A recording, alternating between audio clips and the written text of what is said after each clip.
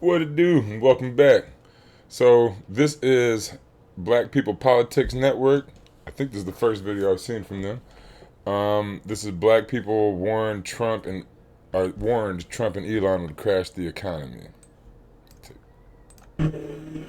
Donald Trump just after around and found out with these tariffs to Canada because now Ontario in Canada, the premier there, is placing a 25% surcharge on all electricity that they export to 3 of our border states, Michigan, Minnesota, and New York. That's about $100 a month per customer, 1.5 million people at least. And guess what he is saying? He said he's not going to hesitate to raise the surcharge or even shut it off completely if Donald Trump keeps this up. So Trump told his supporters to shut the hell up about egg prices. Shut your mouth about egg prices. Eggs. I spent $28 on some eggs that used to cost, I think it was 12 and some change. So yeah, egg prices are doing it. That's the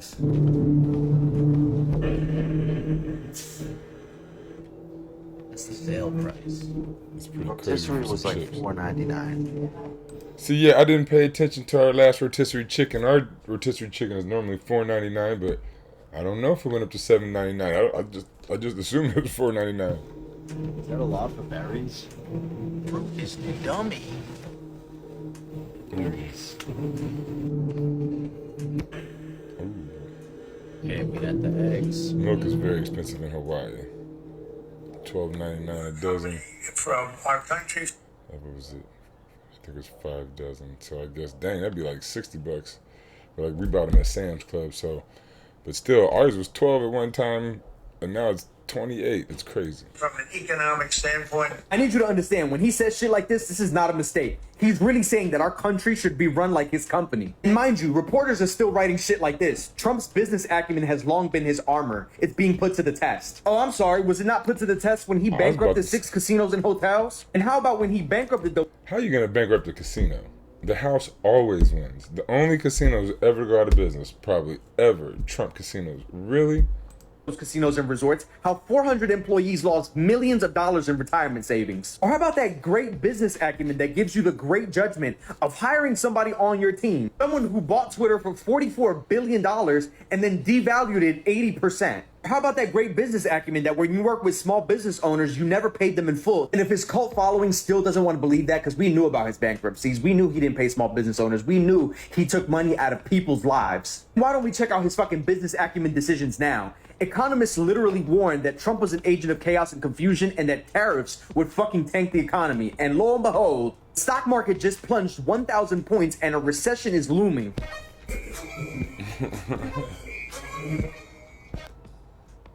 What up, my beautiful black people? Welcome to Black People Politics Network. I'm Mr. Red. I know I've been away. Thank you all for being so patient. We will have more videos coming here in the near future. But we have to get to the topic at hand. We warned that Trump and Elon's plans would crash this economy, and we're watching it happen in real time as Trump initiated. Well, they kind of said, they didn't say that it would crash the economy, but they said that it would hurt a little bit and that it would take a little while and then, you know, it would be better. So this is, the crash is the hurt, I would assume. Initiates a trade war with our ally, Canada. Trump has absolutely no idea what he's doing. Every company that he's ran into the ground. He is not a smart business person. And now he has let billionaires dictate how this country will be ran. Today we're going to look at...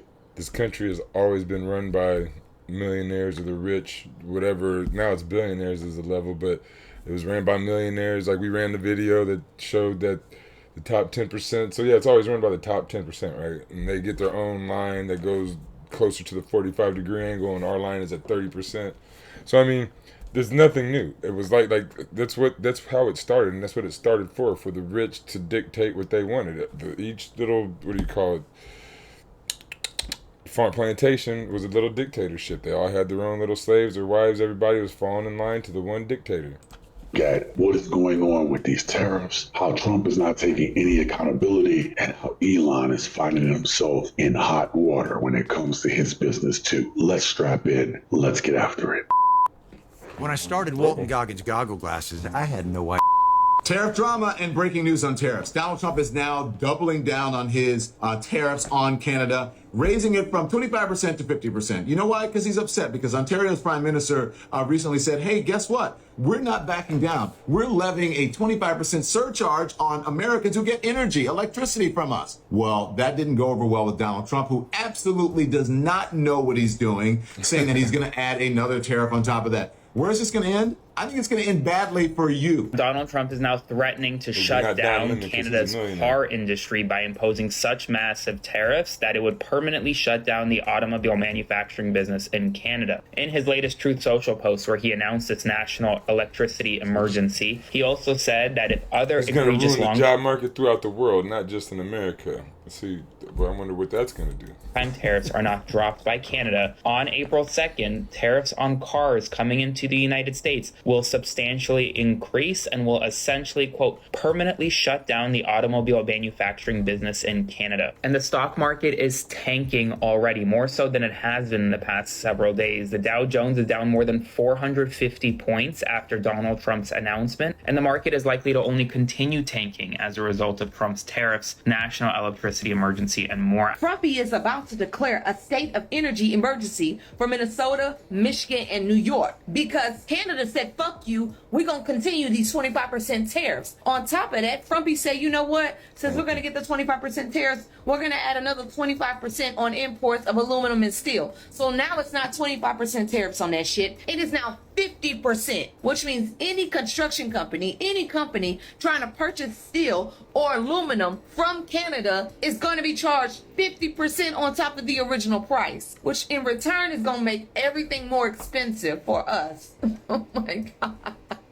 In the 7 weeks that Donald Trump has been in office, he has crashed the fucking economy.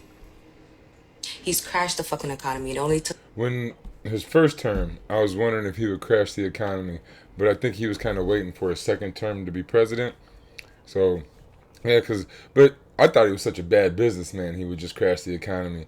But he made it through his first 4 years. It took him 7 weeks to do it. Okay? We are quite literally teetering the brink of a fucking recession for this year. And when Fox News asked him about it, you understand, like, is this what the American citizens... But I mean, in capitalism, we have a recession every 4 to 7 years. There was one in 2020 during COVID, 2008, and there's probably one in between that I don't know of. But there's always a recession. Preparing themselves for this year. Donald Trump had the nerve to say... But like the recessions are like the economy drops, right, and all the poor people have to sell their stocks at a low price. They all have to, scrounge and stuff and barely make it by, and the rich people buy all the things, buy all the houses. Like in 2008 they bought all the houses that people had to sell and whatnot. And then when everything rebounds, then the rich, like, they're richer, right? They don't lose their money, that just the stock goes down, and they don't lose the amount of stocks they have, right? So they have 100 stocks in something and it goes from $100 to $2.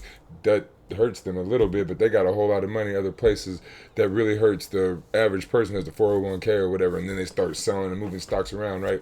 And then the rich person will buy that stock, and then in 2 years it'll be back at $100, or the stock market will be at an all-time high again, right? And all the rich people will just have bought more stocks at a cheaper price by then. I don't like to make predictions on things like that. I don't really like to talk about those things. But he's a con man, Polly, or something worse. You guys are seeing it, right? They voted for him because they thought it would be like his first term. The economy's good, unemployment's low. He makes a lot of noise, but he doesn't really do anything. But I'm seeing these auditoriums and cafeterias across the country. It's only been 1 month, and it does not look or feel like last time. People are furious because Trump is sitting there doing nothing. You voted for him. Donald Trump supporters in West Virginia and Georgia say things were so much better under Biden than it is under Trump. You see what's starting to happen, ladies and gentlemen, is people are not able to survive under all these Trump rules, guidelines, changes, and executive orders. They're seeing their money go down, their resources go down, and they're scared. They made mistakes, but now you gotta live with that mistake for 4 years. I think what's most disturbing about how people felt about the economy prior to Trump coming into office is the same thing that happened with Barack Obama. It took Barack Obama 8 years, 2 terms, to undo a lot of the damage that was caused by George Bush. The same thing could have taken place if Kamala Harris had been put into office, but there are a lot of people who want instant changes and don't realize that change takes time. And if you continue to put the people in charge who have no fucking clue what they're doing, and then we vote Democrat again. But then you're gonna say to put Kamala Harris in charge, and then you're gonna say talking about people who have no fucking clue what they're doing. Really, dude? Come on. Out of this shit. And then you're not satisfied, and you put those people back in the office, i.e. Republicans, and we go through the same fucking cycle. It's odd that Black People Politics Network would be so hardcore Democrat. They passed the crime bill. They do terrible things to black people, far worse than Republicans. They have more leeway because black people give them leeway. And like I said in an earlier video, Ronald Reagan tried to pass the crime bill, but he couldn't because people called him racist.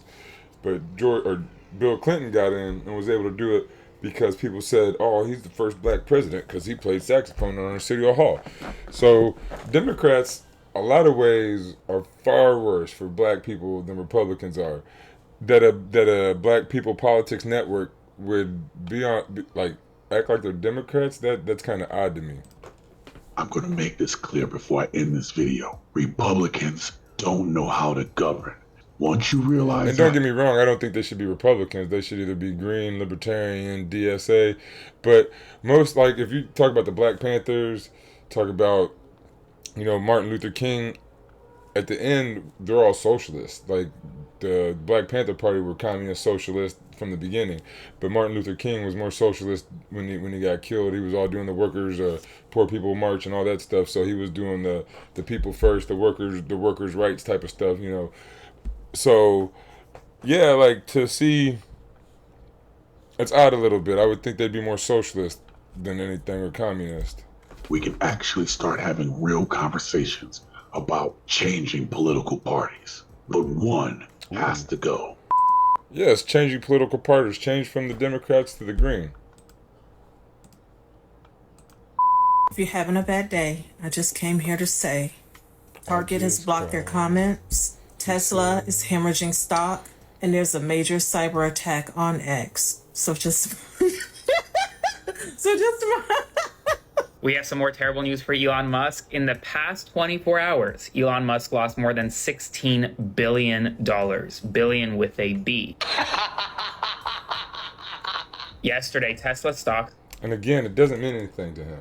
His stocks are going to go up and down, and then watch, in 2 to 4 years, the stocks are going to be at an all-time record high, and he'll have the same number of stocks, so that his worth is down $16 billion now. It'll be up $32 billion in 6 months or a year or something. Sales declined by about 15%. That marked more than 40% decline in just 2025. And as a result, Musk lost. But every now and then, a rich person will go out of business and will lose their businesses or whatnot. But overall, the rich people just stay rich. Like, it'd be funny kind of if Elon Musk got all this control and just messed himself up so bad he went out of business. But just one rich person going out of business doesn't the system change, right? The system is still the same. $15 billion in total net worth, essentially. I tried to tell y'all that Elon was going broke, and that's the reason why he was distancing himself from Doge. And what a lot of people can't seem to comprehend is that Elon doesn't have any cash.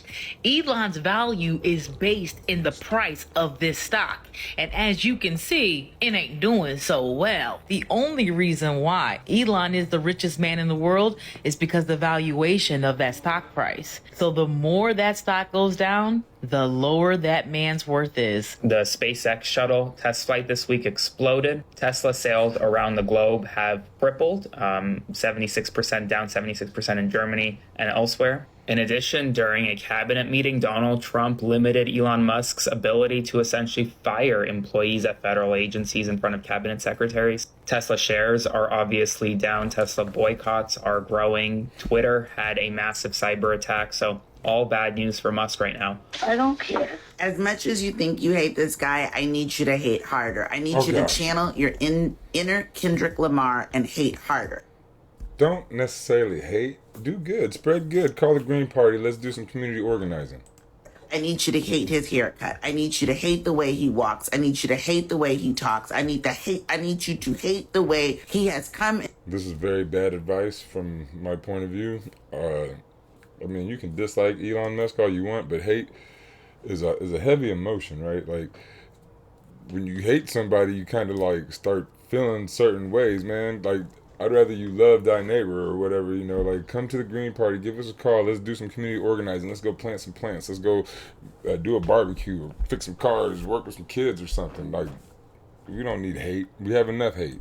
Into our country and literally taken over our government. I need you to hate so hard that his stock is worth absolutely nothing. I need you to hate him into obscurity, into broken obscurity. I need him to be hated or ignore him. Just ignore him. This is too much hate. Daily. Like, I need the hate to increase exponentially. Like, every time you think you're hating harder, dig inside of yourself and see if you can find a little bit more hate. If you run out of reasons, come back and find me. Did you like today's video? Then click on. I'm gonna say that's a little bit too much hate for me, but yeah, boycott Elon Musk all you want, but I'd rather, you know, put your energy into something good, something progressive. Call the Green Party. Let's do something, man. Come on, and you know, they would know more about this if they listen to stuff from across the spectrum.